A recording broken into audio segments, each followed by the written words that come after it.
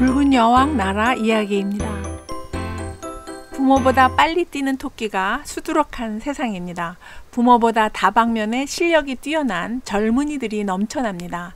자신보다 나은 삶을 제공하고픈 부모의 헌신 덕이겠죠. 그럼에도 부모보다 잘 뛰게 된 토끼가 토끼 세상을 못 만났고요.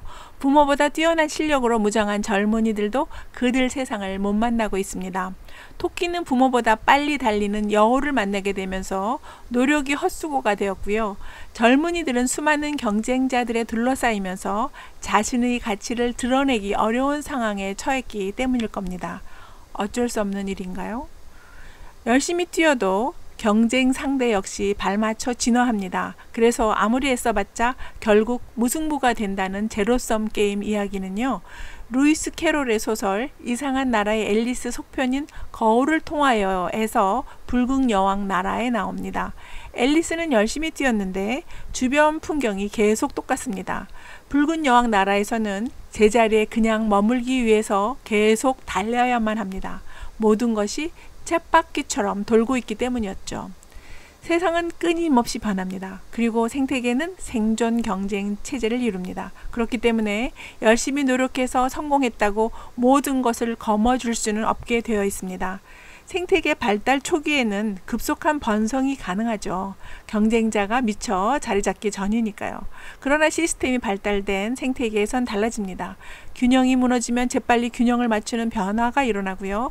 누가 성공했다 싶으면 곧바로 경쟁자가 나타나거나 실력이 향상된 천적이 활동하기 마련입니다.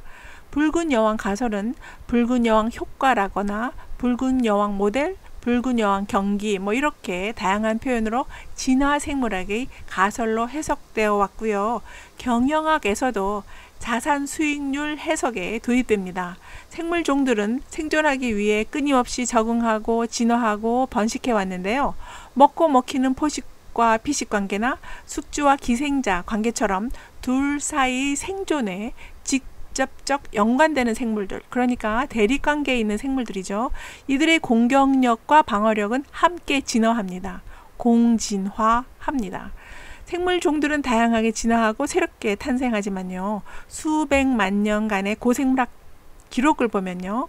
생물의 소멸은 일정하게 일어나고 있습니다. 벤 베일른 법칙이라고 알려진 소멸의 법칙에서 벤 베일른은 서로 다른 종 간 경쟁은 장기간으로 보면 진화적 제로섬 게임임을 밝혔습니다. 토끼는 죽을 힘을 다해 달려야 살아남는 일이고요. 여우에게는 한 끼 식사에 불과한 일이긴 하지만 여우 역시 실패를 넘어 실력을 쌓아야 살아남는다는 걸 체감하는 거죠. 그러니까 별 수 없이 살기 위해 실력을 쌓아야 했습니다. 토끼와 여우는 상어나 돌고래처럼 서로 다른 종들이 같은 먹이를 놓고 벌이는 경쟁 관계는 아닙니다. 토끼는 죽지 않으려고 뛰고 여우는 잡아먹으려고 뛰는 포식과 피식 관계죠. 그러니까 생사를 결정지는 생존 방식에서 연관되어 빚어지는 대립된 경쟁입니다. 그 과정에 이 둘의 달리기 실력은 시간이 갈수록 계속 향상됩니다. 영원한 1등은 없습니다. 계속해서 발전하는 경쟁 상대에 맞춰서 끊임없이 생존 노력을 하지 않는다면요. 발전하지 못하는 주체는 결국 도태된다는 가설이 붉은 여왕 가설인 거죠. 잘나봤자 곧 더 잘난 상대가 나타나 묻혀버린다는 효과가 붉은 여왕 효과입니다. 한 종이 성공했다 하면 이와 연관된 다른 종은 그 성공 방식과 방향을 바로 모방하거나 뛰어넘는 공격을 시도하게 됩니다. 머지않아 성공 방식은 용도 폐기될 수 있습니다. 생태계는 필사적인 생존 경쟁 체제로 이루어져 있습니다. 약육 강식 시스템이라 그럴 수밖에 없는 거죠. 과연 이런 붉은 여왕 나라에 갇혀야 하나요?